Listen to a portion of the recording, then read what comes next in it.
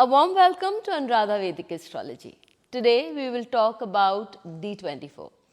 We've often wondered what can we learn from the charts and the divisional charts.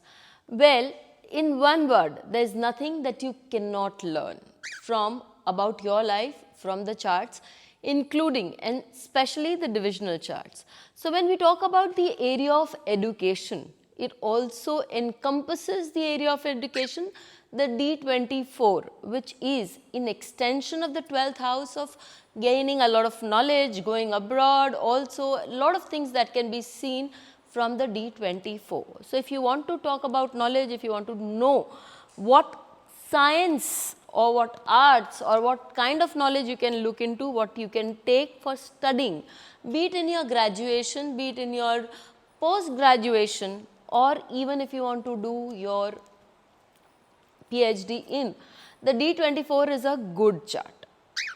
It tells us about all the things that we can study at different intervals in our life. But as I always keep saying, that is the promise that a chart has. So the ability to fulfill it is very much upon us, or to let it go and wait for it some other opportunity. Now,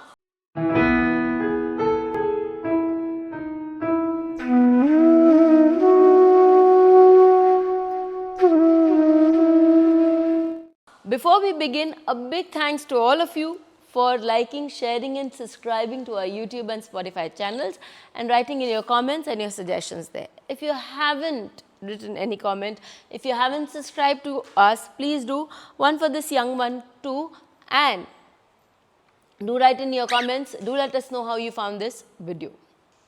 So let's begin with our divisional chart of D24. I've often said, and I've often proved it time and time again, that we have so many deities in the divisional charts in our chart, and we haven't utilized their capacity or what they have to tell us, what they have to teach us to the maximum. How so? According to what I know, there are more than 60 plus 60 of D60. So there are so many devatas, there are so many other parameters, so to speak, which are given in BPHs and across the classics, be it Jatak Parijata, be it Fal Deepika, they have stated very clearly as to which rulers are there in various divisional charts. They are called the amsharulers because amsh means the part, and the various divisional charts are but the part of the main chart, that is our D1. So these amsharulers, they are particular in nature and they have a particular sway over certain zones. When we talk about D24, somebody has to study architecture. Will the person be able to study architecture? Can I pick up the chart and say that yes, that's a good place, you do have it in your life to be able to study architecture? I'll state this with an example. So what happens is that I took up a chart of a friend of mine. Obviously the friend is quite young, and I just wanted to see whether he had the Maya Amsha, M-A-Y-A, Maya Amsha in his chart, because he is a practicing and a flourishing architect who has studied architect in great detail. Now how was that possible for me? Because I went out D24, I looked into his chart, I know that Maidanav is the one who has created the splendorous and the magnificent palace of the Pandavas. That was the palace that was built in Indraprasth and had years, it took years to be built, and for years together it was a topic of discussion. It was a never before one of its kind palaces, and Maidanav has also written books on architecture. That's documented a fact. So I realized that the person who has had such an illustrious career as an architect and who has studied architecture must have a potential, must have a promise in his chart that will show Maidanav. And then there are 11 other deities, making it 12 including Maidanav, which is seen from the D24. So the